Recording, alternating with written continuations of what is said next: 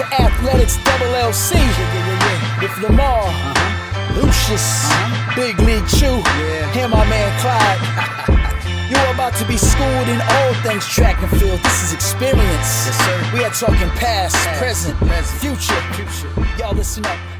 Let's go. Oh, everybody better buckle up right now. I'm just going to tell you right now, just buckle up because this is going to be a fun one. Welcome to Athletics LLC. It's good times. We are going to have a very, very lively, entertaining conversation with Coach Anderson included. So saying hi to everyone as we make our way around the tiles. The governor, age is just a number. How are you? How are you, Aaliyah? Good. I'm focusing on the number 18. I'm just gonna let that hang in there, just in the etherverse. 18, 1949. 18, 1949. Oh, okay. That's it. It took a second to register. We get it now. I was very confused. It took me a minute. Clyde, how are you today? The nickname. Thank you. I was confused where we were going. Clyde, how are you? How's dinner, sir? I'm eating my Hawaiian rolls and minding my business. I love it. Did you know that those are supposed to go in the oven before you eat them? Nope. They're supposed to go in the oven for, it says it on the back of the package, like 2 minutes, and then you eat them, and they're supposed to be even better than they are. I will figure that. Yeah, I don't know. The internet. Lamar moved to stick ovens. Oh geez. Yeah. So yeah. Oh geez. That's what we're doing tonight. Like at the end of the day, this is what I'm going to say to everybody who watches our show. Trust and believe. When this show's over and you finish watching this, you better call 3 people and tell them watch it too. Thank you for self-censoring yourself, sir. Micah appreciates it. Absolutely. I love you, Micah. So Lucius, how are you tonight, sir? Darling, I am wonderful. And before we go any further, it's your birthday. So happy birthday. Happy birthday. Happy 30th birthday. Happy 30th. I mean, yeah, the 12th anniversary. Yep. There you go. Oh man. And last but definitely not least. Excuse me. Oh, bless you. God bless you. We have Coach Darryl Anderson, the guy I get to spend every day with, who hasn't fired me yet. So that dude right there. Show hasn't ended yet. I know, right? I'm not locked in yet. So how are you tonight, sir? I'm fine, other than the fact I'm disappointed. I was with you all day and did not know it was your birthday. I know, that was on purpose. I was getting ready to say that, we know she did that on purpose. Right? That was definitely on purpose. So we are going to start the madness, and I'm going to start turning the wheel of chaos. And let's turn this wheel of chaos to the thing that we call the 4x1 relay. And we already started some of the conversation before we hit record, so we're going to loop everybody in and let that conversation keep riding that wave. So who'd like to start the fire? I mean, I'll throw a log on the fire. I mean, so the discussion before we pushed the record button was about the distance one should have the incoming athlete go back and practice. I personally like 40 meters. There seemed to be some discussion that maybe people don't like 40 meters. So I'd like to hear other people's opinions on how far we should go back and why. And now there's radio silence on this. Is that a log or is that dynamite? I feel like that's dynamite. Well, here's what I'll say. The math says that velocities are the same at 60 and 100. The math actually says 40 and 100, actually. The math says. Okay, hold on a second. So I know you went to Cal and you're smarter than all of us. Oh my goodness. Right? let's just break down the 100 meters, right? In the 100 meters, max velocity occurs between 30 and 60 meters, right? Yes. And then there's a maintenance phase, in which there is a deceleration during that phase. Yes. So then how is the velocity at 60 and 100 ever the same? Now I'm gonna wait for that one for life. I threw wind into the log, sir. I don't have a dog in the fight. I go from no, 40 but meters. you put your dog in the fight when you made that statement. I go from 40 meters when I last coached a 4x1. Seeing as I coach a decathlete and baseball players, I don't have a dog in this fight, and you will not pick a fight with me. Governor or Coach Anderson, or young Clyde, please fire away. I go randomly from 30 meters, but as we were watching today, and I think Chu, you were standing over there, and I made the comment. I said, "Man, she like to go from way back there, don't she?" I said, "Just let her go." So, Coach Anderson goes from over there. Go back over there. I mean, and then bring the stick. Yeah, we randomly go somewhere 30 over there, meters, but it could be between right over there. 40 meters. But we randomly, it's no shorter than 30 meters. I go anywhere from 30 to 40 meters back. I've done 40 up to 60 depending on personnel, and I think depending on personnel is the key point in that part of the conversation. Also, I think we all understand what we're saying, but for the audience, I would defer to Sir Lucius and let him further explain when he says from 40 meters. Which way do you mean that, sir? Because some people will say 40 meters from where the outgoing runner is standing, or 40 meters from where you want the stick in the zone. So how we are 40 meters back from where the outgoing runner is standing. Mm-hmm. Right. So by the time, there you go. So by the time the stick is meant to be passed, technically the incoming runner will have run further than 40 meters. Yes. Yep. Right. So they'd have run 60 meters at this point. Mm-hmm.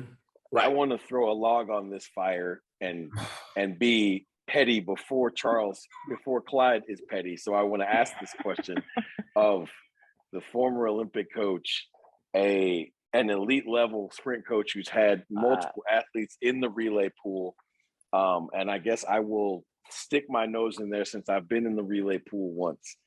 And how far back does the USA track and field have athletes running from? Well, 40 meters from the stick being passed. Okay. Well, no, because all right. So it's not 40 meters from the stick being passed. It's 40 meters from where the person is standing. I think that's what the conversation has been. But I couldn't tell you what happened in Tokyo because it didn't do full speed exchanges. So. I've seen film. I've seen film with U.S. athletes standing 20 meters away from said human waiting for the baton. I've never seen that happen when I was there. So I've never seen that. When you were running it, no. Yeah. I'll say again. Not when you were running it. Yeah. I will tell you this, that, if we're talking about the U.S. relay and their problems, it's simply a practice problem. When we've been successful, we practice. When we're not successful, we don't. When we're arrogant enough to believe we're just better than everybody else, we don't practice, and they don't do well. Okay, so can I be petty? Can I be petty really quick? Mm-hmm. You guys ran 38:09 with roughly 27 minutes. Let's round it to 30 minutes of practice. Mm-hmm. So as Allen Iverson would say, not a game. We talking about practice. But if you can run 38 flat, if you can run 38 flat, right, with two guys that train together every day, another guy that trains there, we'll say halftime. I don't want to be exact, right? And another guy that literally just flew into town, right? If you guys can practice for 30 minutes and run 38 flat and have clean sticks, how much practice do we need for the U.S. Well, I relay mean, team? It's a real I mean, question. I mean, and the real question is okay, how successful do we want to be? We want to win. Right? If we want to win, then we need to practice. Okay, so if they're committed to a camp that lasts a week, will they practice for, I would say, DA 3 or 4 times, right? So they get a feel, but you have to practice the guys you're going to run. Like not have this mixed bag of let's try this and that and the other. You establish who you're going to run. If they have 3 or 4 relay sessions where they are getting after it, it's simple. I mean, it's not that hard. I mean, I think, you know, for those of us on the screen, we've all had to do this. You get to meet somebody gets hurt, and you make adjustments in the warm-up area. Right. Right. Right. You have them ready 20 minutes early. We'll put it together in the warm-up. Done it on more. But there has to be a yes. I think the key thing that's always been missing is getting the exchange on right. How many steps you're going to use or how many feet you're going to use. I think that's always been the ongoing issue and the ongoing problem. When you got guys that run as fast as the 4 guys that are going to be on the track, and then you got these short zones because you're trying to be safe and you've never practiced with each other or had minimal practice with each other. And then safe gets you, you know, not in the final, or safe gets you to drop the baton or whatever the case may be. I think the athletes are good enough, and I think that for the most part, they understand how to run the relay because most of them, well, and it's changing now because kids aren't going to college in some cases, and they're not getting to run relays like we run it at the college level. But for most times, kids understand how to run the relay and the relay concepts. But if you don't give them what their zones should be, then everything goes out the window anyway. And I think that for the most part has been our problem. But let's just look at the debacle that was last year, right? Like part of the problem was, one, we had a guy running the relay that has never coached a relay in his life, right? 2, we have a leadoff man who is not really a leadoff man. And we have an anchor man who's not an anchor man. The 2 guys in the middle have done those things before. So 3 of the 5 components of the relay are screwed before the gun goes off, right? Safe. So, and then you, right. Yeah, right. And then when you factor in, so I'm going to give Fred Curley, whose max velocity might happen at 60. So that makes sense when you guys 40 to 60 thing. I mean, but like he's going faster than a normal human at 100 meters. It still happens at 60, but he holds on to it longer, right? So we can't have Ronnie giving him 25 steps. No. Right. And whoever set that up, that's stupid. Safe is stupid. Safe is slow. Safe leads to car crashes and injuries. And that, so like, this is what I want to say. And I think this is important for like, look, part of our job is to teach, right? The relay is counterintuitive. If you think, okay, if right is 24, let's say you got a bunch of 12 flat kids, right? If right is 24, 20 is not better. That's not safer. Right. 20 makes them run into each other. Right. And I think that's the part that people don't understand, right? Is that shorter is not safer, right? There's a range not of when play. you're running at that speed. No, not when you're running at that speed. Right. And speaking to Darryl's point, it's like, right, if you have experienced people that have run relays, like all right, so this is me. If I've got Chris Huffins coming at me and my marks at 24, oh, I'm leaving early. Because he ain't running me over, right? Exactly, you'll be scared. Right. You know, and so the problem you have with the Olympic team, okay, yeah, Ronnie ran third leg in college, but that was 8 years ago, right? So he hasn't run, so his instincts aren't there. But if he's been there and doing it a lot, then his instincts are like, I got to get the fuck, I gotta get out of here because you know this guy's gonna run me over. Right. But because they didn't practice and he had no experience at Fred coming at him full speed, he couldn't make the adjustment. And there's your problem. Like, you know, practice is required. I mean, I think that for me, I think the 401 is the simplest thing. And I yell at my guys about this all the time. Put the tape down, he hits the mark, you run into the zone, he calls it, and you put it back. Right. It's just that simple. But we complicate it by, like you said, trying to be safe, being afraid to run through the zone. And, like for the life of me, I have no idea why anybody on this planet would ever give Fred Curry 25 steps. Look, let's just be honest, right? Look, our whole relay pool is going to be ostensibly 9.8 dudes. Like even if they haven't run 9.8, they've run 19.4, right? Like at the end of the day, like we're talking about guys with velocities that are 9.8 and 9.7s. If that's what we're talking about, the first number is almost certainly not a 2. No, better not. See, that's funny because Darryl said that in Tokyo. He goes, it can't be less than 30. Yeah. Remember telling me that? He said it can't be less than 30. 30 is the safe mark for 9.8 cars, right? Listen, there is no one on either of my rosters, men or women, currently that anybody would consider to be world class. And I can't get them to stop running into each other less than 30. So there's no universe where these people should be running that short. I promise you, there is a tape. There's an angle from the Rio games. It's on YouTube somewhere, but there's an angle where you can see English Gardner counting her steps for Allison, and she counted 19. You can watch it. I can't even go to meets anymore, and like you're sitting there, you can hear these teams slowing down. Like you can hear guys and girls stomping on the ground, slamming on the brakes to get the sticks off in warm-ups and practice or whatever. I just sit there and I'm just like, you gotta be kidding me. So and I think that's the fallacy that people like. If when people ask me like, what's the key to our success in the short relay, it's running through the zone. Why do the Japanese and the Chinese run fast with lesser count? Because they freaking run through the zone. Yep. Yes. And if you've ever watched the Japanese practice, it's child abuse.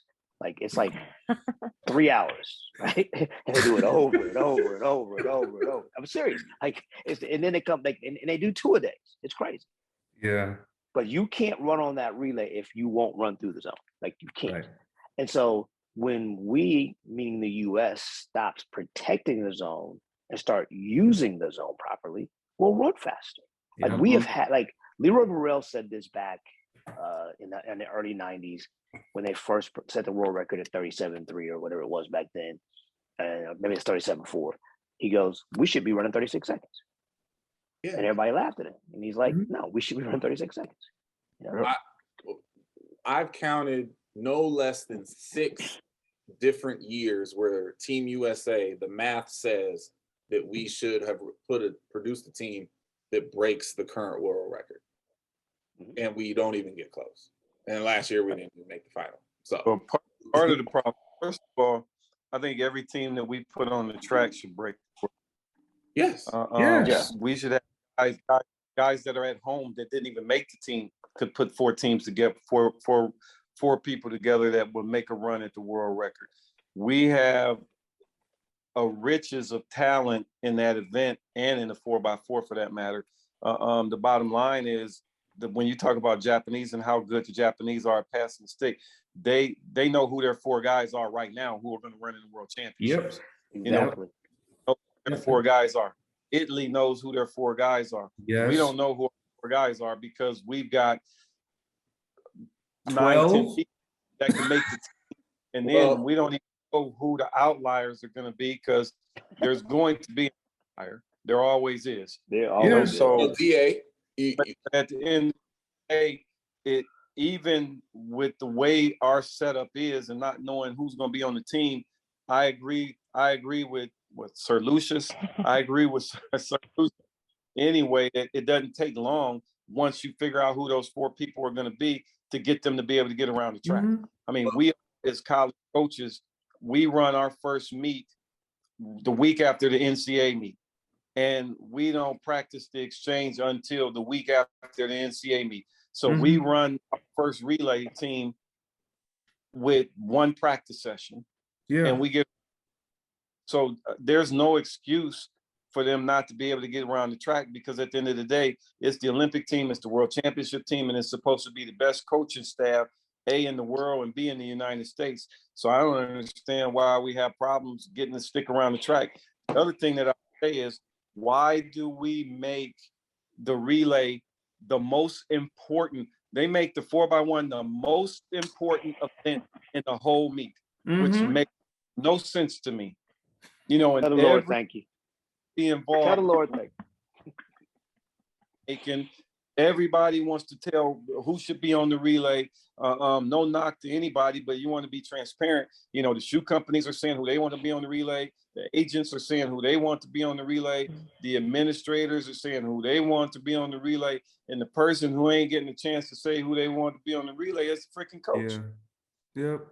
Well, And, I mean, we tried to solve that last week. Now we offered here on the LLC, we offered a solution, at least a halfway solution to this problem.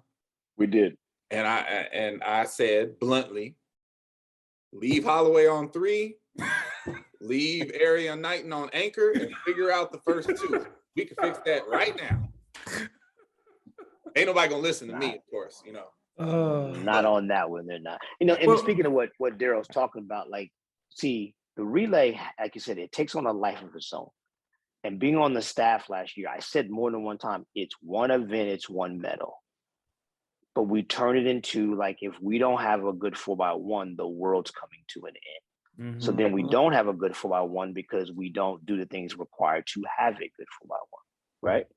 So for me, until we get everybody out of the room, get all the outside noise, and just have somebody that's going to be in charge and go, these are the 4 guys are going to run. This is the order we're going to run. Now, I go back to 1991. We're in New York. Dennis finishes 3rd in the 100. Tom Telez, who was a relay coach, walked over to me and said, what leg does Dennis want to run? Dennis said, I want to run 3rd. He walked over to John Smith, who was with Andre Kaysen at the time. What leg do you want? Andre, I want to run leadoff, right? So he went Andre to Leroy to Dennis to Carl. And they crushed everybody. But they knew that day what they were going to do. Right. But the problem you have is, it's like, see, I've said in these meetings where, like, you know, I watched the back talk of how can we get Justin Gatlin in the relay pool, right? He was 8th. I heard the, hey, maybe we can bring Marvin Bracey in. And nothing against Justin or Marvin, but the people that are trying to get him in there, they're just convoluting the situation.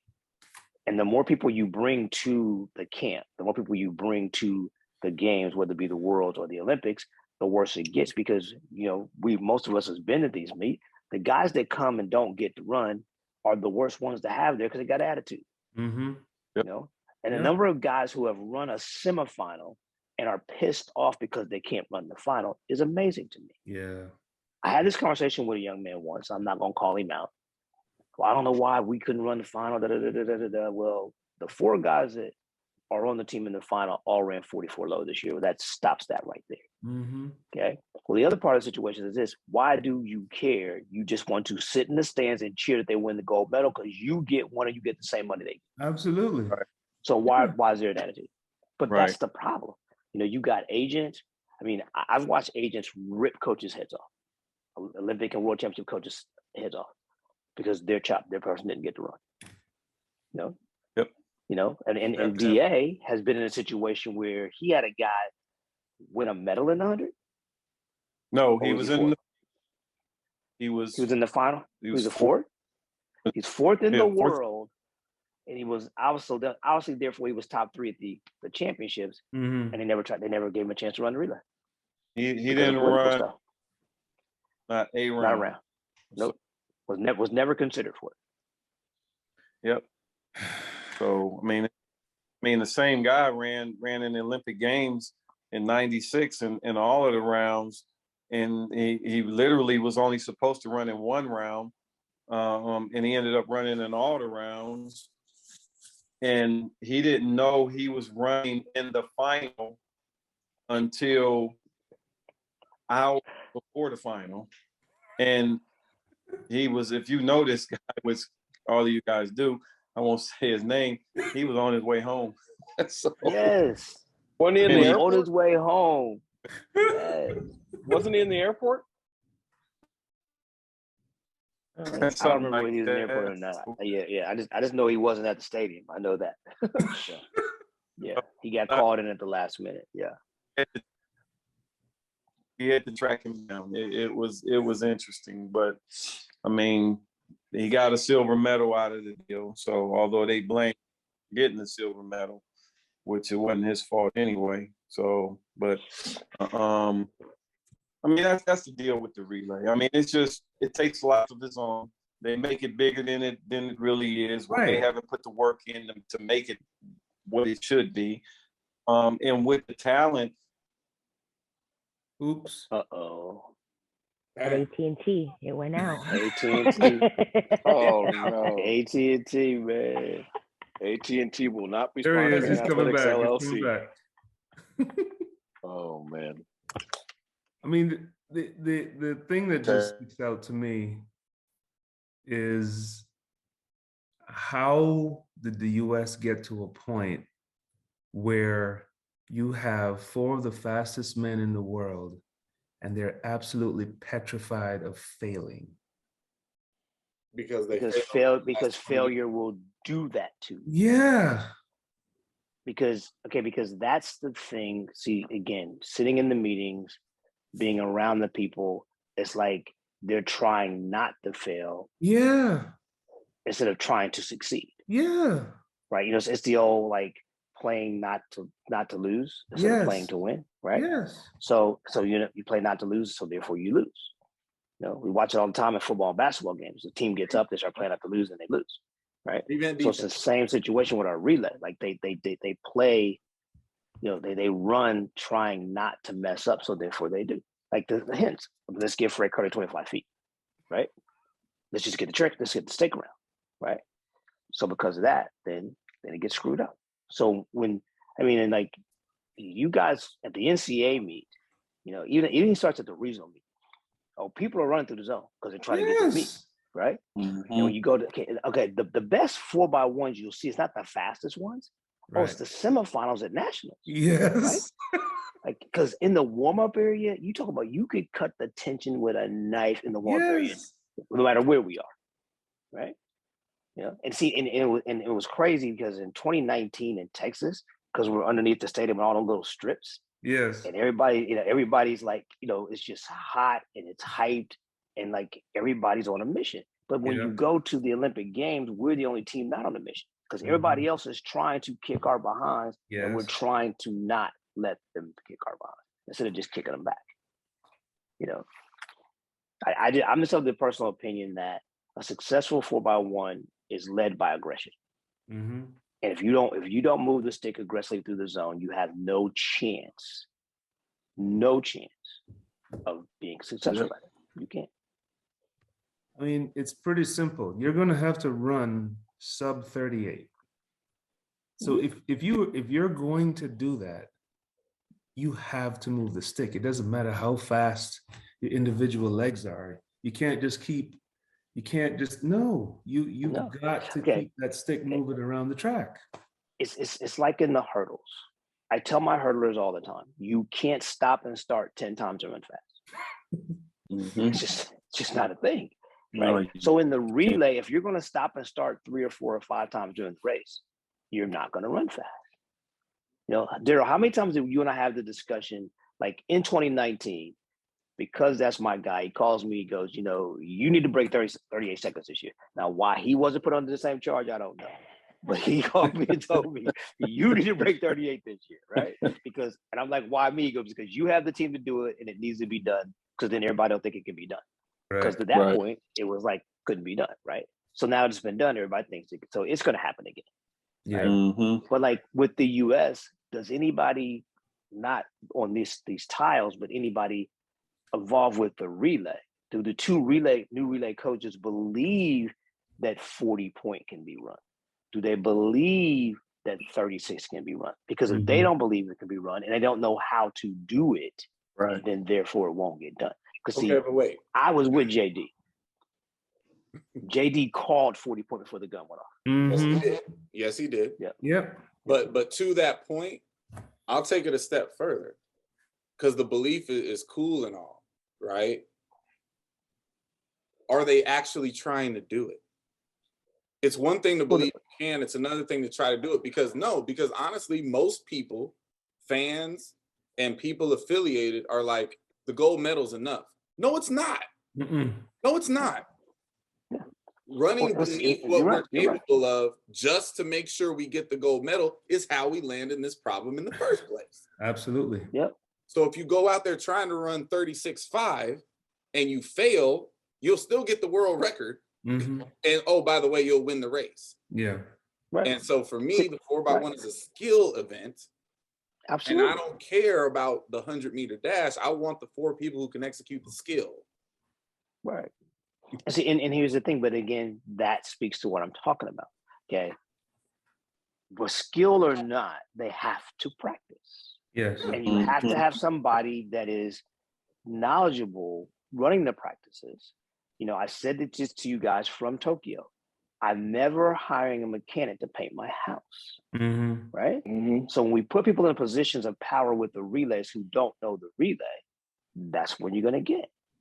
You get the debacle that we've got, you know? So I'm not sure how we ever fix it, because you're right. Like, you know, back to the 37-97 team we had here, I talked to DA afterwards. I was pissed because we should have ran 37-7 and Grant left late, right?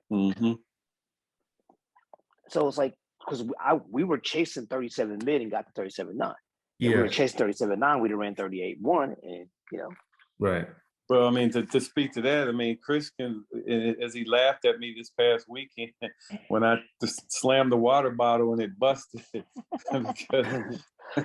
because our third leg left late and about got ran over, and immediately as soon as the exchange came out, said a curse word and threw the water bottle into the wall, and it busted. I mean, so you know. Yes, we've all been there. Yeah. So the chase for perfection is real in the relay. Yes. And that's the only way you run fast, if you're chasing fast. But if you're standing in practice going, I just want to get the stick around, then more than likely you're not. Yep. This is what people need to understand, though, right? Like we'll use TCU's relay this past weekend. They ran 38.7. They should have run 38.2.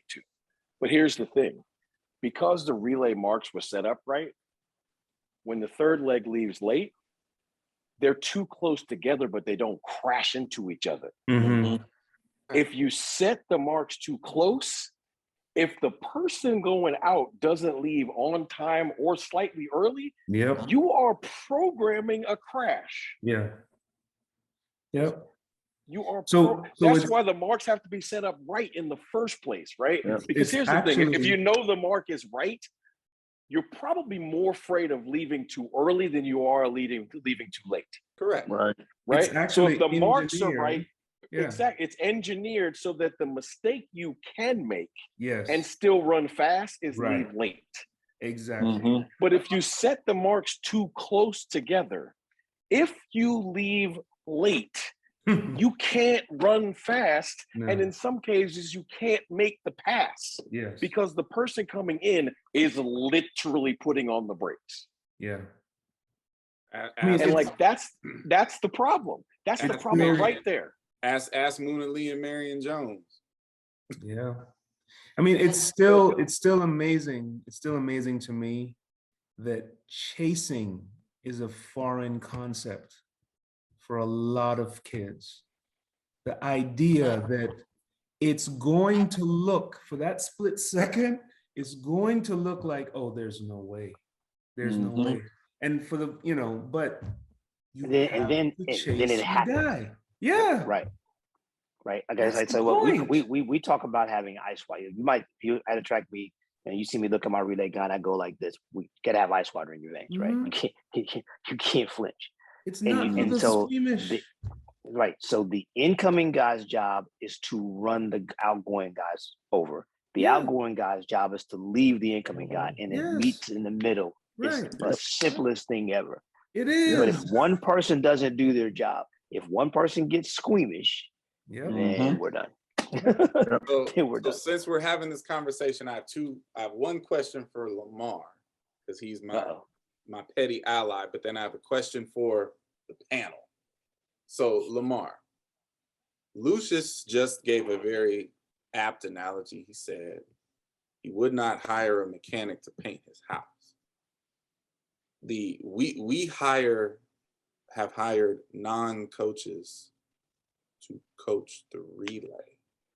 I knew that was coming. Mhm. Your thoughts? You know, this is, I'm glad you asked me this question, right? Like, Petty at its best. Oh, I knew this was coming. I'm gonna take it off of the relay and take it to a place where we all understand, right? Just because you jump 28 feet, can you coach somebody to do it? Nope. Just because you run 9.8, can you coach somebody to do it? That's not guaranteed. Nope. I mean, look, my best guy can absolutely rake, right? And he has guys on his team who ask him, like, how do you hit this ball or how do you do this? And you know what his honest answer is? I don't know. I see the ball, I recognize spin, and I hit it. He was a terrible teacher. He's an incredible athlete, but he's an absolutely awful teacher. Why do I bring this up? Because again, just like the premise of, well, let's be safe, so we shrink the zone is wrong from the pit of hell, and that's the root of the problem. The next root of the problem is just because so-and-so ran fast, they can teach the relay. It's a terrible idea. I mean, last I checked, Vince Anderson didn't break any kind of speed barriers in the 100 meters. Listen. Why you calling my man Vince out like that? because he's one of the best teachers that we all know. But I guarantee you there ain't no footage of him running you that. said no speed barriers. I think we all agree that Cliff Revelto is one of the best high jump minds in the entire world, right? The dude played golf in college. Mm-hmm. Right? Like at the I end didn't of the day, I didn't even know he did that, and we were on the staff together.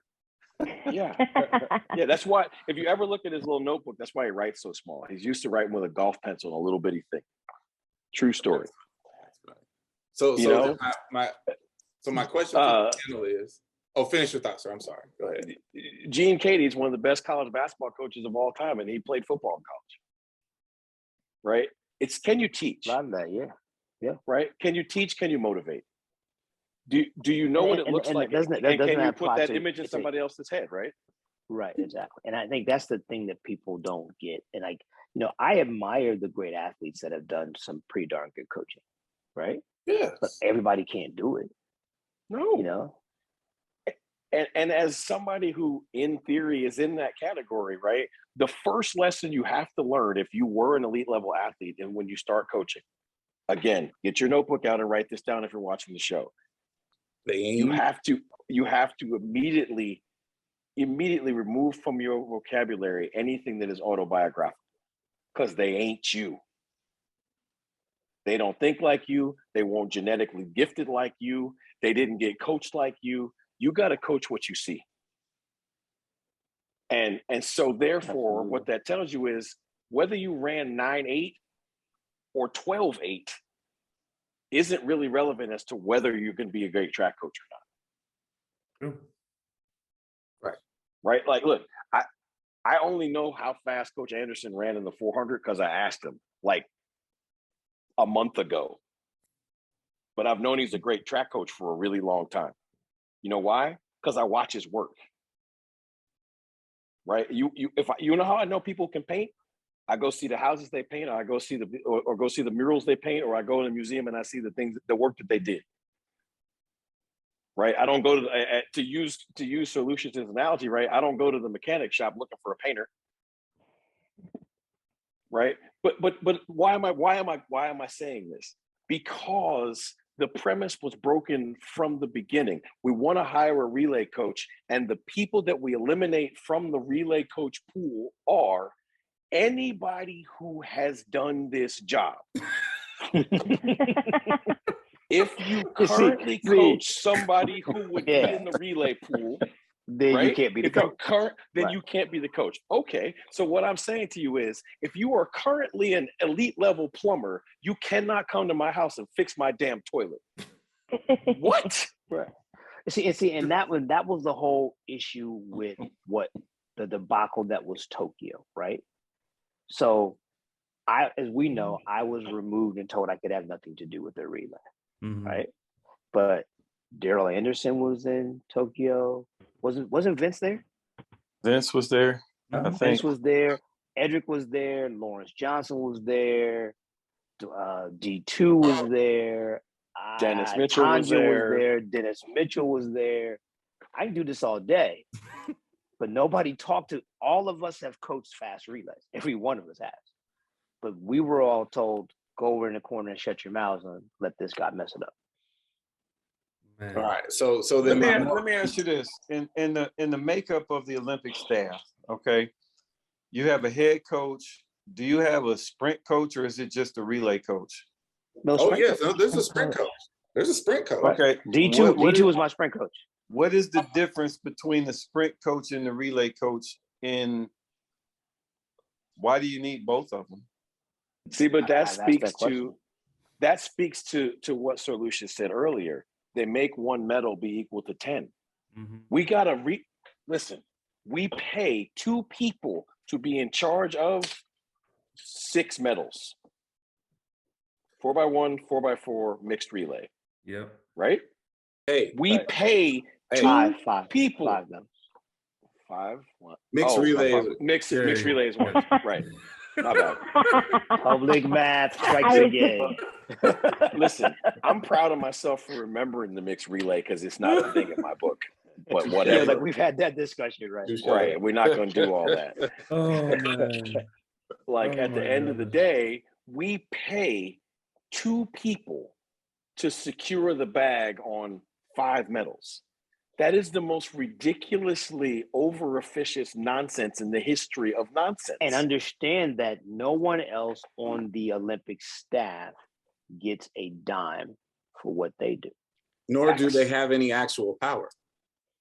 Yeah, it's like 0. Like I see, like so the head coaches actually have a say, and then somehow they get overridden when somebody gets panicky. Because the whole problem in Tokyo happened because the mixed relay didn't win, right?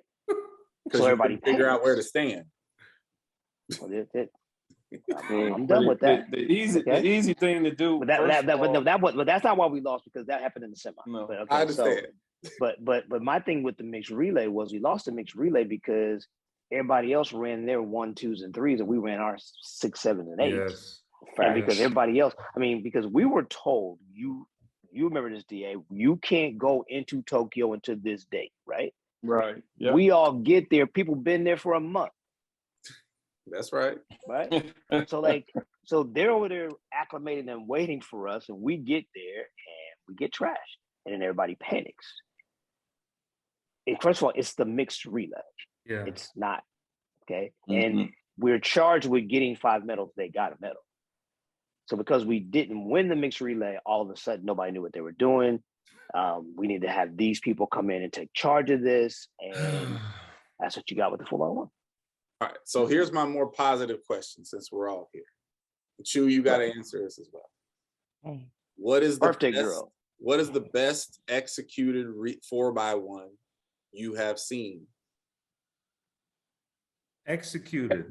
Yeah, Ever? Ever, or in Olympic history, or ever. Olympic format. and world championship. Olympic and or world championship. Okay. What's the best So- one you've seen? I know So- my answer. The best one ever, or the best US? Oh, see, first of all, Here. let me just put this out there, because he's being a homer right now. No, you're wrong. You're so wrong. You're so wrong.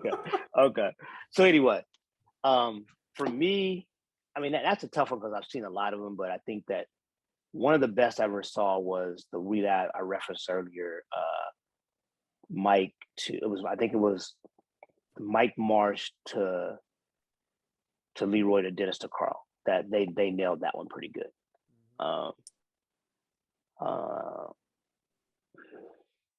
So the funny part about that relay, right, is 3 of those 4 guys train together. Yes. Right. And then the other one was the women's relay in Rio in the rerun Amen. on the track by themselves. Mm. Yeah. Amen.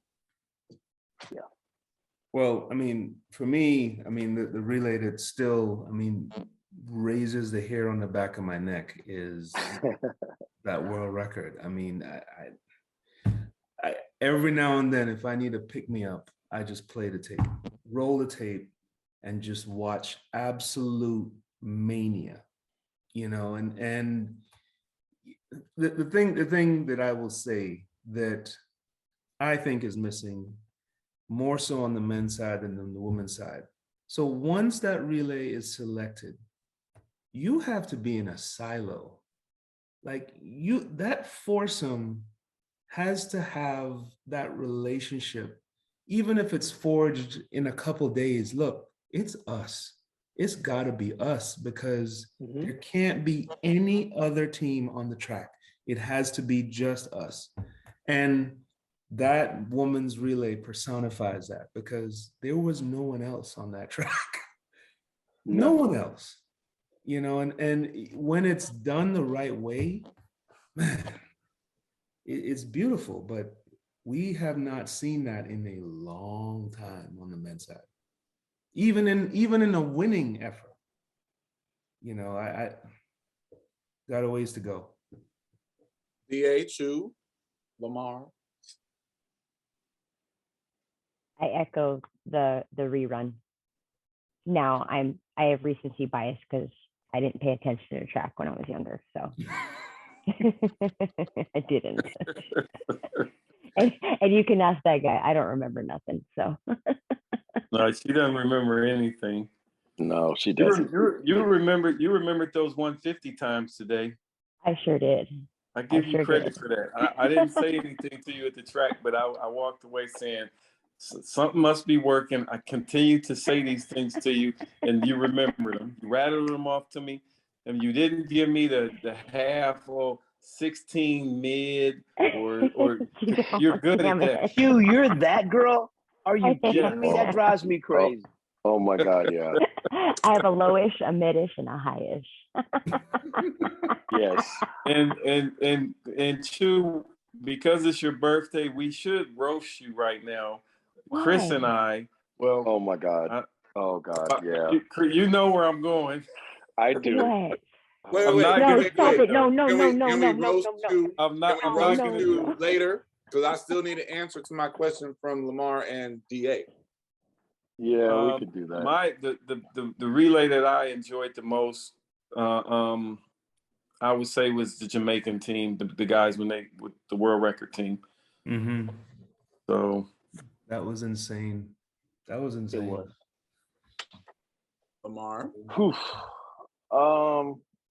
Okay, so I can only pick one, so I'm gonna pick arguably the greatest thing I've ever seen in track and field, which is the women's rerun on the, you know, on the solo tip. Mm-hmm. Just because, like, it just, like, honestly, you had to be there, but it's kind of an out of body experience. Like, you're in an Olympic stadium that's full of people, and there's 4 people on the track putting down marks, and then they got to run like wide open, you know, in front of God and everybody butt naked, and they ran out of their minds. So Yep. that's the most well executed thing I've ever seen from a relay perspective. Yeah. But you know, like, I'll be honest with you, like, I can't remember who was on it, but when the U.S. team broke the world record in the semi at one of those world championships, John Drummond, Andre Payson, to Dennis to Leroy. Yes, that's it. That was it. Yep. Because it was the makeshift, like, this ain't the A team. Mm-hmm. And they didn't break it. They didn't break it. They tied it. They tied it, right? Yeah, right. And it was ridiculous, right? And it was just 4 dudes that did exactly what the governor is saying. Like, look, what's not going to happen is we're not about to drop this bag. Exactly. Like, we're going to secure this bag, and, you know, without any drama or ambiguity. Yep. There've been a believe it or not, there've been a lot of really highly well executed. The thing where I disagree with you guys on that, and for this particular reason, every team that we've ever put on the track should have run 36 seconds. So I'm not listening to anything that you got. So y'all You need to stop.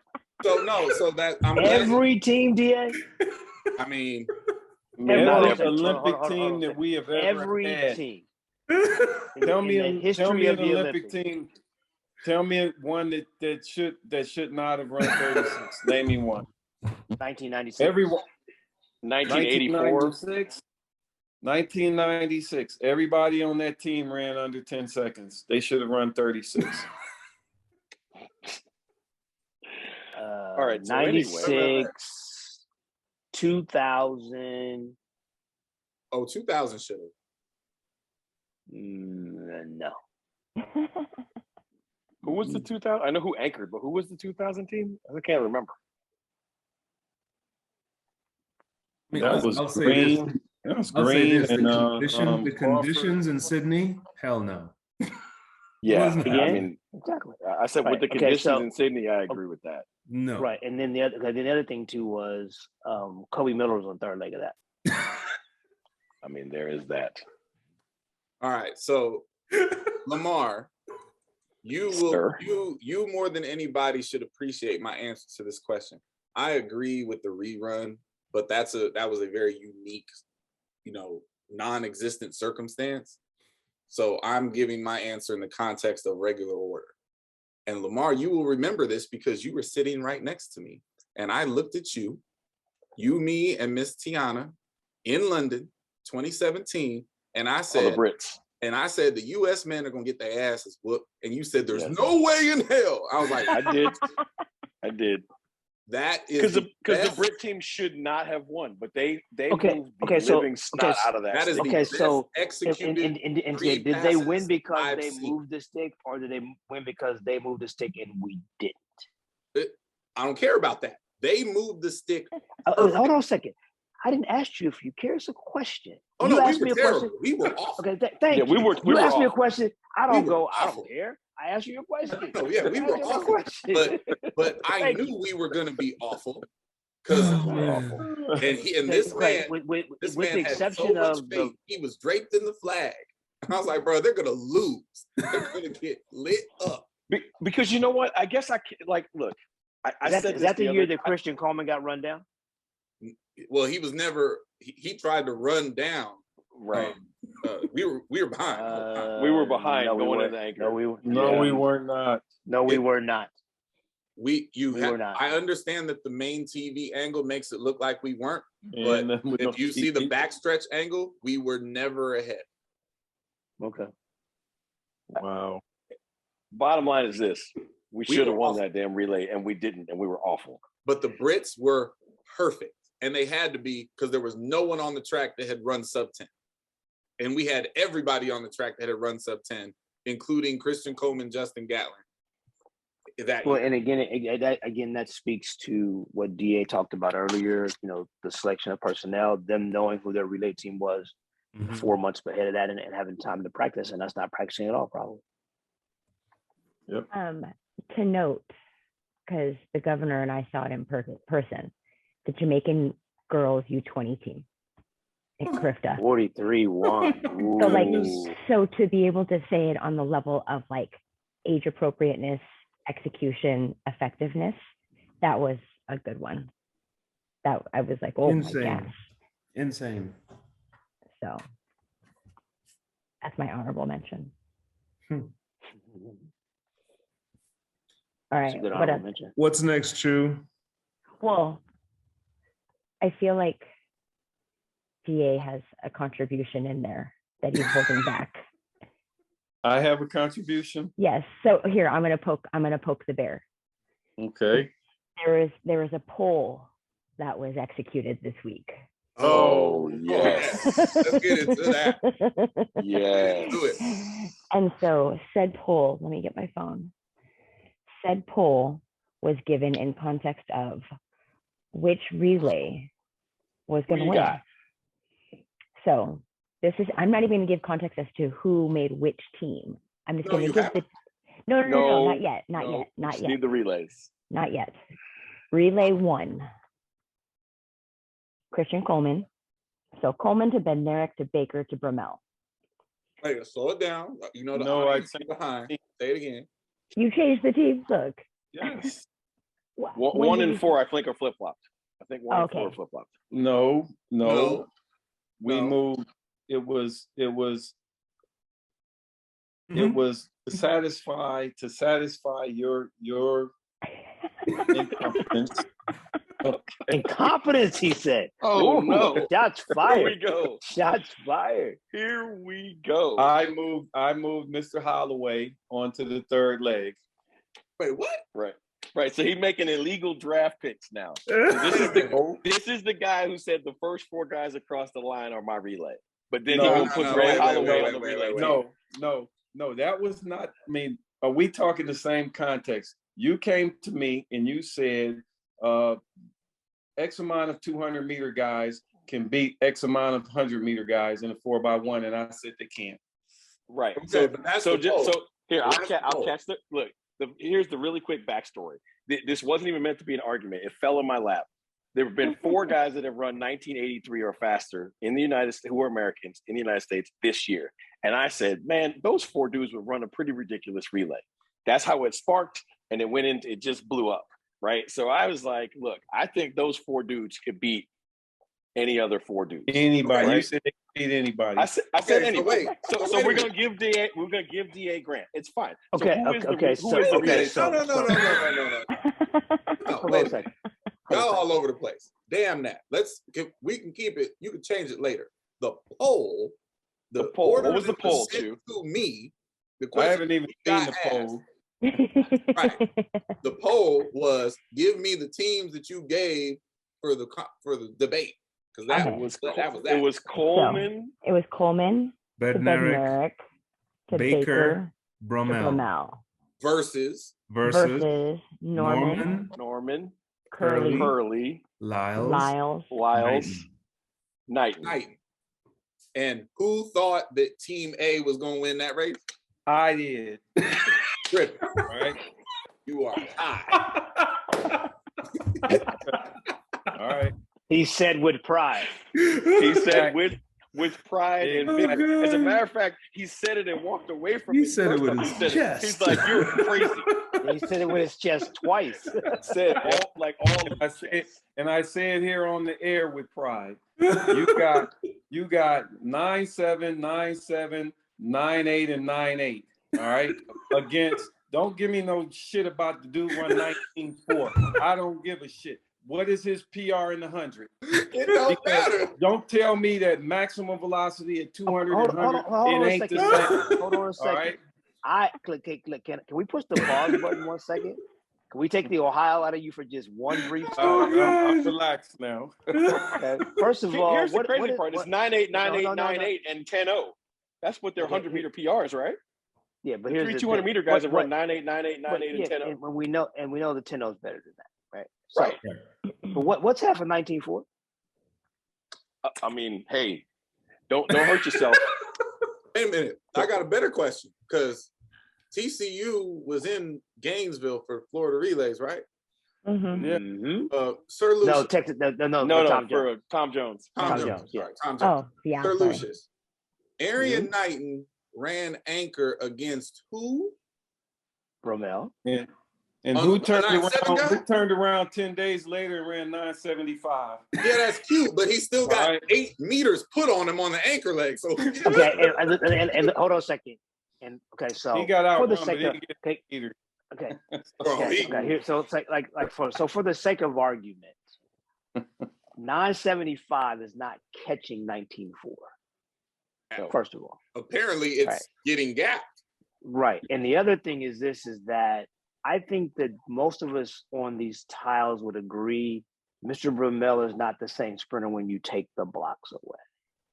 Hence why the 100 and their PRs are irrelevant to 4x1 conversations. I disagree completely. All right. I love this. Listen, folks. Okay, go hold on get a second. your Hold on a second. popcorn. No. Go hold on get a your second. popcorn. Okay. What are you disagreeing about? That the blocks don't matter with some people? If you take a guy that runs 9.7 in the 100, all right, and you're gonna tell me this guy can't run a relay leg on the fly. Hold on a second, sir. Is that Yeah, what I nobody said? said that? No, I didn't say you said that. I said if anybody is saying that, Okay. then let me restructure this so Okay. we calm down a little bit, right? The statement was, do we agree that Mr. Bromell is not the same without the block? I don't I agree wholeheartedly. He I don't- doesn't. I don't agree with that. Phil. But You have here's to agree with that. this is the part. Well, This is hold on a why, second. though. We can go to I've YouTube. seen him We can go to in- YouTube and I can pull up ocular proof that he's not the same. Oh, there I'm it not is. saying that he's slow. I'm just saying he's not this. Okay, look, who's the better anchorman, Maurice Green or Carl Lewis? And Carl. close, Carl. Plain Carl close. I mean, because based on his history, I mean, both of them are good. okay, Yeah. but Carl's better. See, don't try to change the question, sir. Okay, Yes. Carl's better because Carl wasn't as dependent upon the block as Maurice was. Just Well, saying. Well, this is what I look. I don't even agree with that. I just be talking. I love Coach Anderson with everything in my soul, but Coach Anderson, you are locked into the 4 fastest 100-meter guys, and this is why it doesn't make any sense to me. There's only look in the relay is only 100-meter guy. The next 3 guys are flying 100 guys. Would you agree with that? Because the next 3 guys are not using I don't have blocks. to agree with that. That's a fact. Okay, so here's what I'm And the trying to tell 100 you. and Lamar, and the 100-meter guy isn't running the straightaway. But look, I don't even care about all. We're not going to get into those semantics. This is my point. If you look at the 2 relays that we're talking about, right? You're running a 9-7 guy on leadoff, and I'm running a 9-8 guy on leadoff, right? That's what Michael Norman's actual PR is. Fine. So you're winning. I'll give you that. I don't think you would be, but you are. That's fine. What I'm telling you is this: for a flying 100, I don't know that Fred Curley isn't the fastest dude on the planet. And for a flying 100, I don't know that for the first 100 meters, like, around a turn with a stick, I don't know that anybody's going to run any faster than Noah. But I damn sure know this. I'll bet all my children's lives on this one. Right now, for a flying 100, ain't nobody beating Arion Knight. Check this out. That's what I know. We're gonna put. Hey, look! Don't be betting my nieces and nephews' lives on that stuff, though. Don't do that. No, you leave my children out of this. We ain't doing that. No. Here's what I will say. Just looking at and I chose team 2. None of those guys would be afraid of chasing.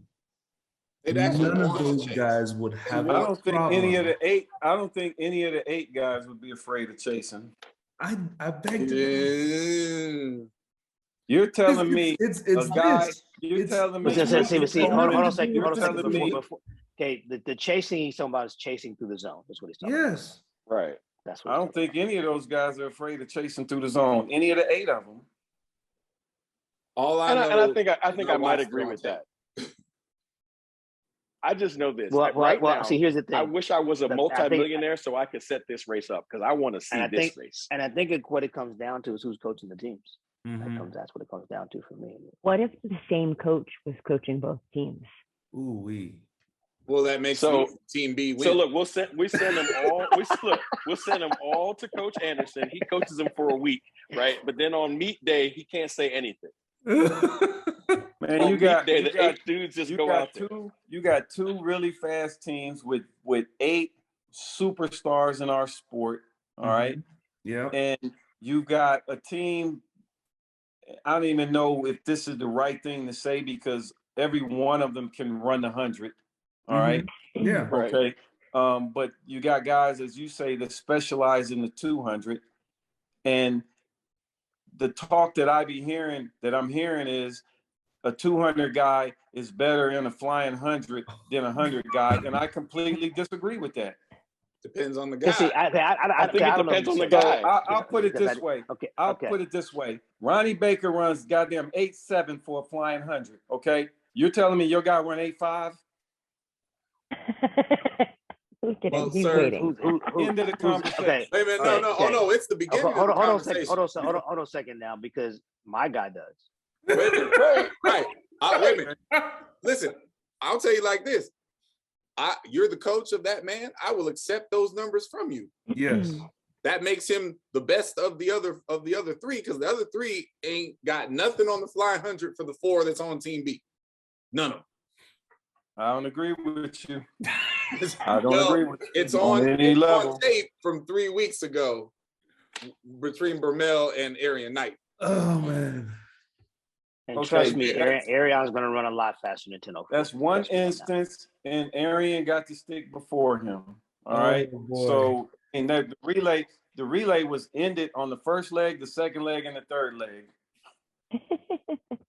So, I mean, at the end of the day, I'm not knocking any of the 8 guys. I mean, no, not at all. This is not a shot at anyone. I don't want any of the 8 guys. All hypothetical, right? I'm discounting their ability. But what I am doing, I am saying that you don't say to the 100-meter guy, Christian Coleman, who can run 9.7, Trayvon, who can run 9.7, Baker and Kenny that run 9.8. You're not going to sit here and convince me that a 200-meter guy is going to beat them on a flying 100. I ain't buying it. No, here's the thing. It's not even about like who beats who on a flying 100, right? Mm-hmm. So, in your mind, is the race close? It's going to be close. Definitely going to be close. You got 8 really good guys. Okay. Define close. I mean, see, I don't think that. Okay. Again, it depends on who's coaching, how aggressive they are, but I believe that the B team could destroy the world record. Oh my God, yes, absolutely. I'm not saying that Team A can't. I'm not saying that. Okay. But I'm just of the belief that you got some issues with the A team because there's at least one guy on there that isn't proficient as the others on the relay, right? That's the only issue I have. And I think with the B team, you can put those guys in places where they'll all be very proficient. Nobody's going to be uncomfortable anywhere. So now I can get to the question. Team A, you wanted to swap out who to put Grant in? You took out Kenny, I think. Yeah, we took Kenny out. And not a knock against Kenny. We just said he'd go on the third leg because, you know, when we talked, I mean, Kenny was running the third leg on the team that I had. See, and that's the problem with the A team. You have Kenny, who was not a relay guy. We don't know if he can or can't because we never seen him do it, right? So where'd you put him? And again, with Bromell, we've tried him at first, we've tried him at anchor, and it hasn't gone well yet. So that's my problem with Team A is that we've got some potential holes. I'm not calling them holes. And obviously, the man just ran 9.75, so he might have something to say about that. But at the end of the day, I'm a belief that there are guys that are much better with the blocks under their feet than they are from a standing or 3-point. We just need somebody to put up some money and put this race on the track. Because this race would be one of the most entertaining things our sport could possibly do. So I need some help on this in that regard, because I was obviously watching the Tom Jones. Could American, and I think they can. I'm just missing somebody, or I'm forgetting somebody. American Team Adidas. That's Grant on 3. At Knighton on anchor. Baker is now Adidas, right? Yeah. Mm-hmm. And you give me Noah. And you give me Noah. I want to see Team Adidas versus whatever Nike want to do. Team Adidas can break the world record. There's no Absolutely. question of that. Absolutely. Can we get a Nike versus Adidas? That feels like something that can happen. Fly in Team Adidas to the Prefontaine and make it happen. But can I say this? Like, and I think we've talked about this enough times. Like, look, I said this to DA during our initial conversation, right? Our relay pool is a room full of 9.8 guys, another 5 or 6 19.7-ish guys, and one guy that's run 12.81, right? At the end of the day, there's like 15 combinations that can break the world record. Mm-hmm. Like, let's pick 4, coach them, and go win. That's my point, right? That's the whole point of this whole show tonight, right? Is that at the end of the day, folks, like, look, Don't listen to the propaganda and the BS that comes out as we get closer to the World Championships. Listen to what we're saying right here, right? The relay pool is going to be 9'8" dudes, 19'7" dudes, and a 12'8" one guy. Listen, pick 4 dudes, practice, and go win. That's it. Run them in both rounds. Run the same 4 dudes in both rounds. Yes. You got 2 dudes like, listen, in case of emergency, break open glass. If something happens, you run. If it don't, you're a team player. Like, that happens. Carry the bags. Like, it is what it is. I mean, it's easy to do that. I mean, and I'm not even opposed to running the same 4 guys. What I am opposed to is them not making that decision until they get to Oregon. Because, like I said on the call last night, I mean, you got superstars that aren't going to make the team in the 100 and in the 200. All right. Yep. Now, you put them superstars in the relay pool and you treat them the way that relay pool people have been treated in the past, you got a problem. And so, but I think all of those and like the whole thing with the selection process is skewed. Because, okay, so the talk is that the 100 doesn't select the relay, okay? That the 100-meter people have to be in the pool per rules, but doesn't make them on the relay, right? So if you got a guy that finished 3rd in the relay, he's in the relay pool, but he's not going to run the relay, now you got a guy with an attitude. And you got a coach with an attitude. And now you got an agent with an attitude. And now we got a problem. Right? So how do you solve that? Unless you just say, these 4 guys are running. If you want to be an alternate, you can be an alternate, come be an alternate. But if you don't give that option, we're toast. Yeah. I mean, they got to know when they make the selections, the guys got to know what their role is from the get-go. And either they accept their role or they don't accept their role. And then you move to the next person that might or might not accept their role. And you keep going until those roles are accepted. And then when they go in, you're going to practice just in case we need you. If we need you, you're going to run leg, whatever. All right. And they go through make practice. But it's hard when you sit back and you say, I'm taking 2 discretionary picks. There could be anybody in the world. And then you say anybody that shows up on the world team can run on the relay. Now, how you going to figure out you got 6 people that you got at a practice session. And then you got another, how many other people are on the team in the 100 to 200, well, not the 100, the 200 or the 400, the intermediate hurdles or the long jump that you can put on the team. That makes no sense. It needs to be clear. These are the 6 guys.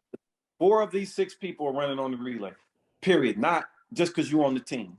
And then from a historical standpoint, I argued this last year with the women's mile relay, and I still stand by what I felt in the women's mile relay.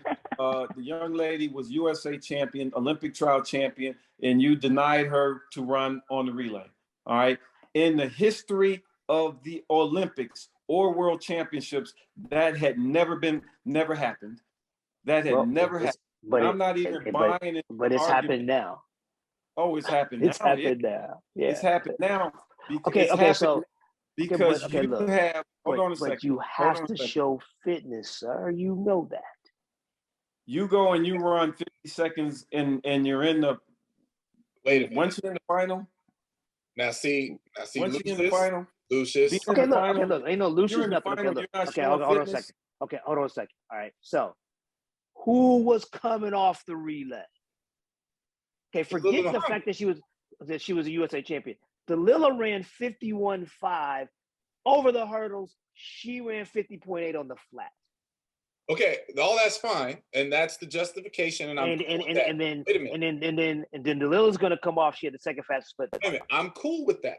I don't have an issue with that. My issue is show fitness. You made the Olympic trial. Okay, show maybe show fitness was okay, but hey, the 4 fastest people were gonna run that relay, right? So since we opened this can of worms, the whole deal was, and again, I was on the men's staff, not the women's, but I was partial to the conversations. Everybody was like, how does Allison get on the relay? Well, first of all, Allison better beat people. She's not going to run the relay, right? That's what the talk was. Well, when Allison goes and gets a medal, and then the other one finishes 7th and runs what she ran, it was an easy choice. She opened the door. She absolutely opened Exactly. She opened up the door. So instead of everybody picking on the staff and picking on this and picking on history, did anybody ask her why she ran 50.8? I mean, And we've already talked about this thing about making the relays bigger than life, right? So the moment she does that, she put herself in jeopardy. Because now the thought is if she goes out there and runs 51 seconds, which more than likely she wouldn't have, but now she gave the possibility that she would or could, now she put herself in jeopardy. But see, nobody's addressing that person, that thing in the room. She did this to herself. I've said that. I don't respectfully don't agree with that. My stance on what this is there to disagree with, sir? My stance is this: you have people, young people, that are trying to make Olympic team, world championship team, represent their country, get medals, all of those things, and then you take it. People, the coaching staff, administration, whomever, take it out of their hands and they make the decision on who's going to run when that decision should have been made at the performance. Look. When she left Eugene, Oregon, came back to Florida, when she left Florida on the way to Tokyo, she was on the relay. X. She ran herself off the relay with her performance. And contrary to popular belief, has nothing to do with Allison. She ran herself off the relay with her performance. And look, we've watched this happen before. Now, can I ask you this? Because I accept that. Here's the part, and I'm not saying from you, but I have heard this kind of BS from others. Here's the hypothetical that I've loved laying at people's feet, no matter what side of this debate they're on. If Q would have went out there and finished 4th in the open 400, then who runs? No one knows. No. Then she runs. Really? Dalila doesn't run. I don't believe that. You know what? Well, hold on a second. You don't have to believe it because I'm telling you it's the truth. I'm in the room. I'll accept it from you. Okay. You can believe what you want because see, this is what everybody does, this conjecture and this and that and the other. Bottom line is this: Q ran herself off the relay when she ran 50.8. If Q finishes 4th in that race and runs 49 seconds, it's a non-factor. The 50.8 was the problem. I get it. So here's the thing. And she was so out of shape, man. She turned around and won the Diamond League final. Hold on a second now. Was that held in Tokyo? Oh, my bad. No, it wasn't held in Tokyo. But I don't think a bad race shows lack of fit. I don't think being 7th in the world. It's not the point. Okay. Look, somebody asked me this question, right? If I have a girl on my team that's usually runs 50, let's say she's a 51-second girl, and she goes out and she runs 53 seconds in an open 400, and I've got another 52-second girl, 51-second girl that I can replace her with, yes, she's getting replaced. And there's nobody on these tiles that's surprised that I just said that. Because most of you would do the exact same thing. And you know you would. Because you know why? Because you're trying to win. They were going to win anyway. I say winning wasn't the issue. Hold on a second. Okay. To you guys, it wasn't an issue. But to the United States of America, who's already on blast because of what happened in the 4x1, they try not to take chances. But look, hey, I want you and everybody else in the world that thinks y'all know to keep thinking y'all know. Because that's not because here's the whole deal. Everybody thinks that she was a sacrificial lamb for Allison, and that's not true. Oh no. You've never heard that from me. For me, Allison should have been on the relay anyway. Yeah, she ran herself on there. She didn't even. She finished 3rd in the USA Champs. I guess the case in point for me, I am completely against the way the tradition has changed from, go. you know, everybody can be on the relay. That's my point of reference. Because Yeah, DA is a hard line. And that's a different discussion. Sir. DA is Yeah, a hard line. that He is. wants 1, 2, Exactly. 3 to be 1, 2, 3. exactly. I'm not on that page at all. But Because when you don't do it that way, you're taking it out of the athlete's hands to dictate what their destiny is going to be, and you're putting it in somebody that's in a suit. And they're But Darryl, no, her destiny. She had her own destiny in her hands because she made the team in the 400. And see, this goes back to what we've been talking about all night. Like we're talking about this daggum relay like it's the freaking end of the world. Okay, exactly. she was And an it should- Olympian. She made the Olympic final. She did her job. She didn't do it as well as she wanted to, and then it's over. If you get to run the relay, you do. If you don't, you don't. You go home and you come back and go win the Diamond League. She did what she was supposed to do. now, but Lucius, But you've been in this game too long to not acknowledge the reality that brand names do often get preferential treatment when it comes to selection. And the Look, fact of the matter is, we're not going to do revisionist history and try to go back and right wrongs that have been done. Like you are not wrong. There's no question that has been the case. But we're talking about what should happen now and going forward. But to that point, I wanted to address one of the, like DA he's a huge fan of the first 3 guys across, you know, in the 100 are intimate parts of your relay pool. And I will just tell you this: if I'm the relay coach, there's no chance on this planet that Kenny Bednarik's first relay that I ever see him run is in a U.S. uniform at World Championships. so let me tell you this, okay? If it's me, I'm like DA. You give me the first 4 guys across the daggum line. See, you know what I do, guys? I'm a track coach, right? Yep. I don't paint. I'm not a mechanic. I'm a track coach. And if you give me 4 guys, I'm the Olympic coach, especially I'm the daggum relay coach. My job is to coach. So then that's the problem. We always want to tell people what they can't do and what they can't. Okay. Yep. If Kenny doesn't ever get the chance, how's he ever get better? Yep. Okay. So He run a take relay Kenny- somewhere. That's what I'm saying. I've never seen him run a relay anywhere. Exactly. So, but again, that's our job, or whoever's job as coaches, to coach him, right? Because that dude is going to be good for a long time. But now he walks couldn't around agree with a with you bad more. taste in his mouth because nobody coached him. but wait a minute, Lucius. I could agree with that wholeheartedly, and for the most part, I do. I'd say 98% of what you just said, I agree with. But you know what that reality, you know what that means? That means that we never see Ariane Knighton on the 4x1. You know what? If Not Ariane necessarily. Knighton wants to hold on a second. If Ariane Knighton wants to run the 4x1, he can enter the 100 like everybody else. Exactly. That's what I was going to say. It's not necessarily exactly that he won't. because that's the way it was back in the old days. It's cut and dry. You want to Yep. run the 4x1. It wasn't better though. Hold on, oh, it That's was. when they got Because the it- most it- medals. absolutely. That's when they won the Exactly. most. Exactly. When the So it first was 4 better. guys ran and the politicalness wasn't involved, it was much better. Yep. Because you crossed the line, you knew when you crossed the line who the relay was. Yep. Well, I There will was none definitely say of this this much. backroom stuff. One thing for sure that was better is when there was 2 semis. There you go. I hate 3 semis with everything on this with everything in I think soul. we all agree with that, right? We all hate the 3 semis. But with the 4x1, it needs to be 3 semis because there's only 2 rounds. Mm-hmm. No, I'm talking about like the way we get to the final in the 100 and the way we get to the final in the 200.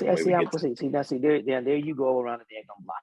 Yeah. I didn't go around any block. I'm just saying I hate you're that. trying to go around the block. Okay, I'm glad No, you I'm hate not. that, but it has nothing to do with when the 8 guys line up in the final. Mm-hmm. Right? The first 4 guys that cross the line, I promise you, on everything that's good, if every year you give me those 4 guys, we're going to, and give me time to coach them, we're going to be very successful at the Olympics and Worlds, where else you go. I And agree. if you remember 100%. correctly, I was the first person that said that you should be the relay coach. No, let's see that. No, we're not doing that. We're not doing that.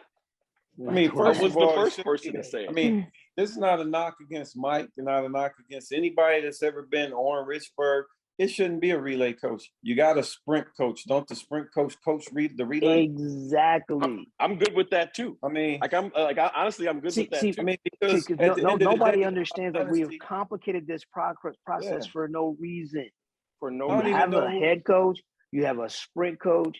The sprint coach's job with the Olympic team should be to coach the 4x1. Because Yes. unless you're fortunate enough to have somebody on the staff, you ain't doing nothing else. You ain't doing nothing anyway.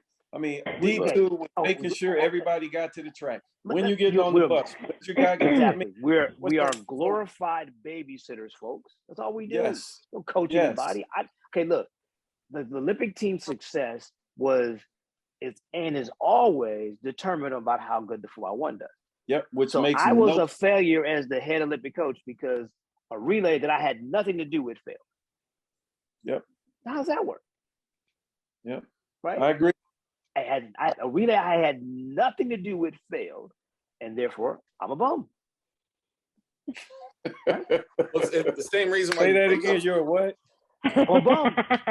it's the same reason you can't coach women. So you'll figure it out. Exactly. Right. Yeah.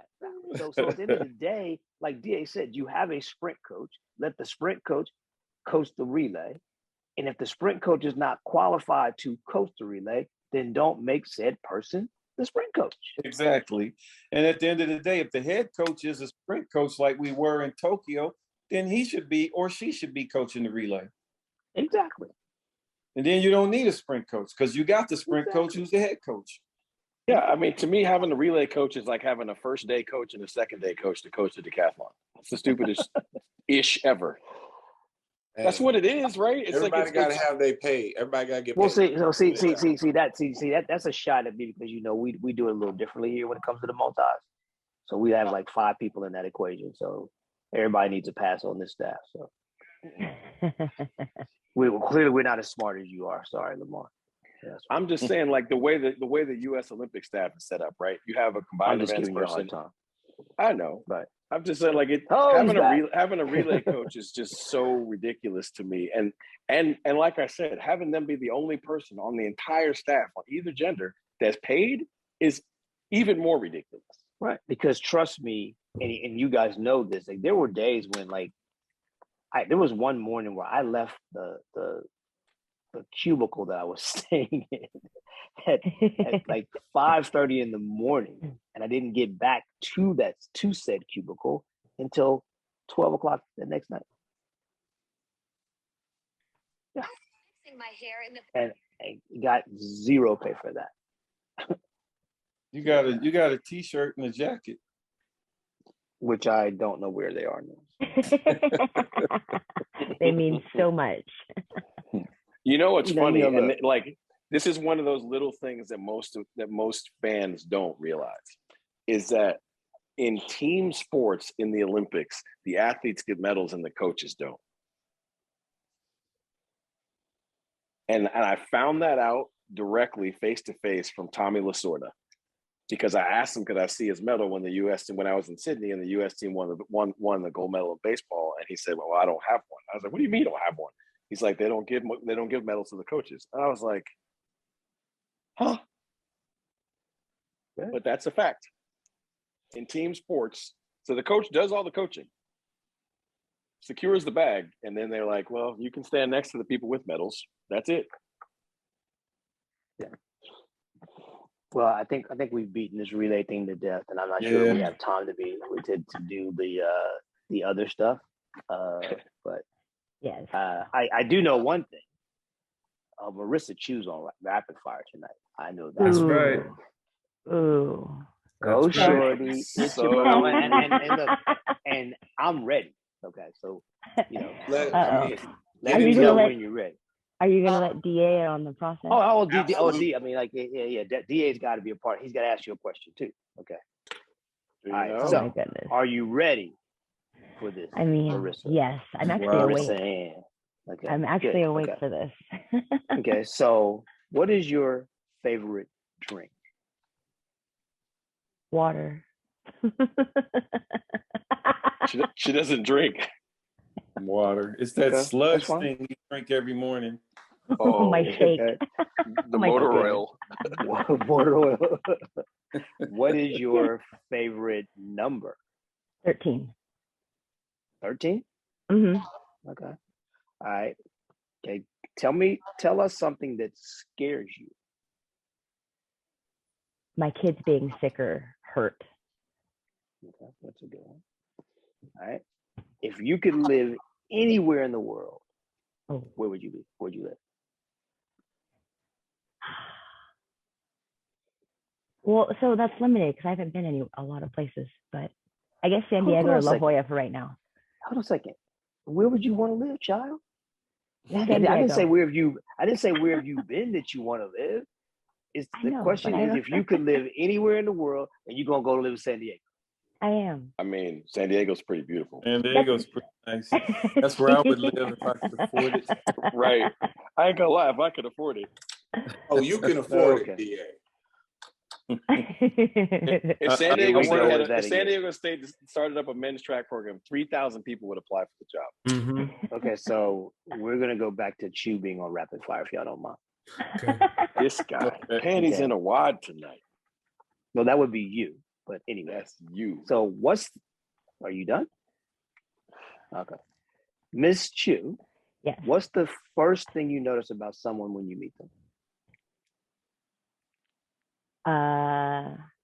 When I meet them, the way they hold themselves in the conversation, mannerisms. Okay. Okay. And last but certainly not least, what was the nickname your parents called you as a child? Missy. Missy. Mhm. There you go. So you are now Missy. You know that now, right? Yeah. All right. So, Lamar, what's your question for Big League? Oh, jeez. What is your very, very top coaching goal? Like the thing you want to accomplish as a coach?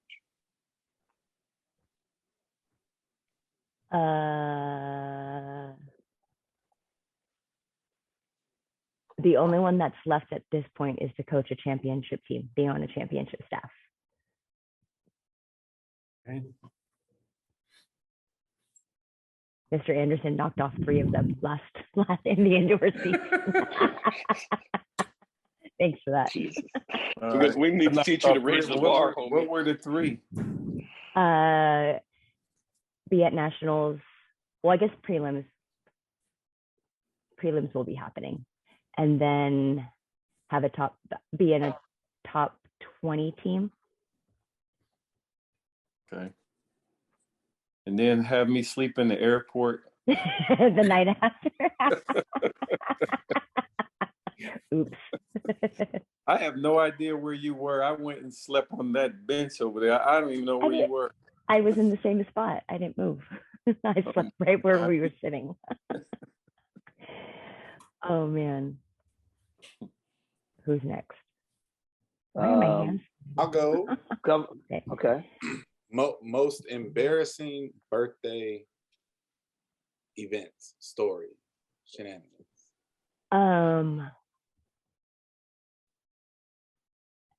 My friends and my mom coordinated a surprise birthday for my 16th birthday.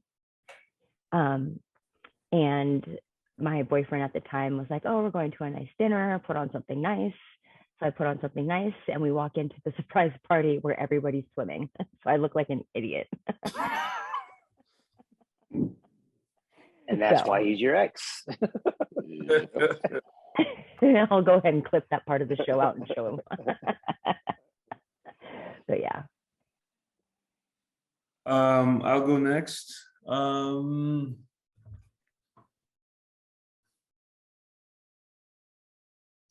Favorite part of being in the state of Texas?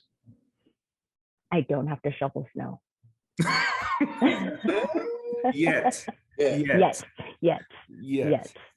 Okay. Uh-oh. I guess my turn. It is. Yes, sir. Yes. Uh-oh. I did not know I was boy. going. So I'm struggling here. The thing in your life that you are most proud of. That was a great question for somebody that was unprepared. That's awesome. Mhm. Pretty good. My perseverance. I think if anybody actually knew the whole entirety of the things that I've endured, it seems like it's like 3 different books, but it's just mine. Mm. Okay, good answer. Good answer. Good answer. Good answer. Way to crush it, Chu. I try. Whew. Whew. I'm sweating in here. Gosh. All right. We'll wrap up the show. Oh my gosh, I'm like legit sweating. We'll wrap up the show with heartbeat props. And DA, you can contribute. So we'll let you go last so you can pick up what we're putting down. But heartbeat props is just us giving congratulations, flowers, roses, shout outs to people who are doing good things right now. They do have to be of heartbeat. They can't have not a heartbeat. So Right. They have to be alive. Okay. I didn't want to say that. I didn't want to say that. So, but just someone or someone's that you'd like to give a shout out to. So I actually want to give a shout out to my daughter because she stepped up to be a good human being today, mainly because she didn't want to be with her said boyfriend anymore. So she just straight up told him and then moved on. And so your daughter has a boyfriend. Well, not anymore. Had. Not anymore. Right. You can have the conversation. I told her she can't have a boyfriend. I know. You sure did. And she said, oh. But yeah, I mean, she stepped in, she communicated. And I think that's one thing that this generation or her generation lacks is the ability to communicate and thus communicate in person. So that's something I've stressed to her and she's done it. So I feel like that was a good foundation stone of who she will definitely be more of as adult. So good job, Riley. I'll go next. So earlier this evening, we had our annual athletics banquet. They're called the Rowdies. Rowdy the Roadrunner is our mascot. And Six Flags is played host.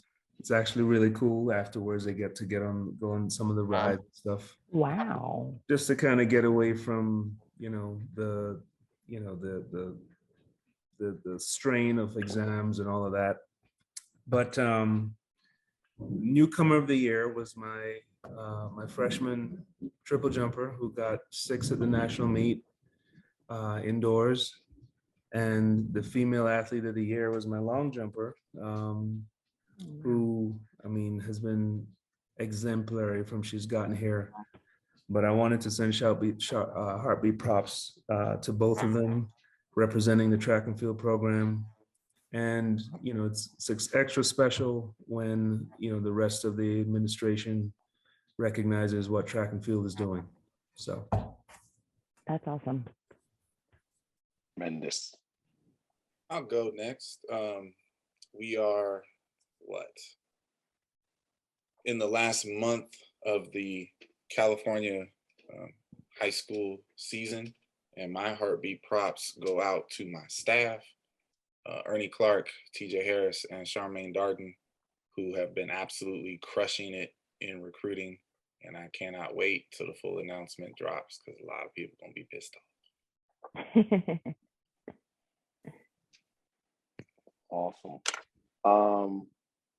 I'll go. I don't know. This one's going to be fun for me. My heartbeat props go to my closest client to the big leagues. I think there's a lot of misnomers about the road to being a major leaguer, and I think the assumption is that everybody gets drafted in, with hundreds of thousands or millions of dollars, and then they spend some time in the minors, and then they ascend to this lofty position. When the truth of the matter is, the vast, vast, vast majority of people who get drafted in Major League Baseball, their signing bonus, if you'll put it as that, is less than $100,000. And that has to, in theory, help support your $800 to $1,200 a month that you get for 6 months of the year as employment. And oh, by the way, try to hit a 100-mile-an-hour round ball with a round bat. My guy, Spencer Packard, was drafted as a super senior last year for a whopping signing bonus of 25 grand. And all he did was go ball last year in his draft year, get invited to big league camp, ball out in his 4 at-bats in big league camp, got promoted to high A, and tonight he hit his 5th home run in 20 games and is well on his way to becoming a big leaguer. Nice. And he's from Tucson, Arizona, and he plays in Everett, Washington. And tonight's game was in Vancouver. He hasn't played a professional game this year in greater than 62-degree weather. So it ain't easy. It takes a village, but those who do persevere will get there. And my shout out tonight, my heartbeat prop go to one Mr. Spencer Packard, who doesn't watch the show, but does know it exists, and I will tell him to watch it. I'm gonna give my heartbeat props to some members of my staff, my director of ops and his assistant, Adrian Melendez and Andrew Schutte. We had a change in that position back in January, and while it has definitely not been seamless, they have both worked tirelessly to make sure that we have everything we need when we need it. And just want to let them both know how proud I am of them for keeping us up and running and make sure we get where we're supposed to be when we get there. So, Well, they got you hotel rooms in Indiana. yes, they do. They do. So they Good get job, props Adrian. when they getting props when they almost got a termination letter. Yep. Way to save your job. Hey, Yep. way to get it done. All right, Mr. DA, your turn. I have 3, and because I'm new and I'm a guest, I'm gonna take To 2. have them. Have at it. Have at All it. right. Yep. Have So at it, sir. My first one is to my oldest daughter, Candace, who is relocating to Texas, and she came in town this past weekend, and I mean, the negative, she didn't even come and see me, but she was busy getting a job, and she got a job in Dallas, and she went back to Charlotte and is preparing herself to move back to Texas. So that's my awesome. my first one. My second one is to a young lady on my team, and a coach on my team, a volunteer coach, Eliud Najuba, who has really made my life a lot easier because it could have been very complicated with my distance coach having a family issue and having to go home, and we didn't have a coach, and he's a former TCU athlete and still a school record holder here, and he lives in town, and he came and he took the job on, and we've had a lot of success. We've had success that we haven't had in the distance area. So I'm very excited about that. And I wanted to give him props for doing that. And also a distance girl that he coaches that transferred in here from another school, who was really, her car was on bricks. Somebody had stole the wheels and left the rims on bricks. And and she's run 414 in the 1500 and 205 in the 800. And is very excited and happy about life right now. So I give props to Gracie Morris, and then I give props to my assistant coach, Coach Chu, it's our birthday. I didn't know it until tonight I got on the show, but I wanted to say happy birthday to her because I haven't had the opportunity to do that. But she makes my life a lot easier. She takes on a lot of the stresses and keeps a lot of the stresses away from me, with not only with staff, but with other things that she does and assists me in coaching the men and women sprinters and hurdlers. So those are my 3. Good stuff. Well done, sir. Well done. So DA, you are the only guest that's ever been invited to stay on the entire show. Mm-hmm. Wow. Don't See try to what the get yourself relay, see another what the job relay now. discussion does to people. You Yep. know, I know. Changes everybody. you did a Well, great job, sir. He I absolutely appreciate did a that. great job, but you know, the governor was a guest that ultimately stayed permanent. See, I told you, DA's going to find himself a new job. Oh Oh Lord. gosh. Oh. I'm gonna DA, leave that you got a alone. future, DA. Well, I need a future. Well, with all of that said, thank you everyone for joining us. I hope you got entertained and educated and got some education this week. So feel free to continue this conversation because you know somebody will on the internet. So other than that, have fun as you get ready for your conference meets, and we'll talk to you all soon.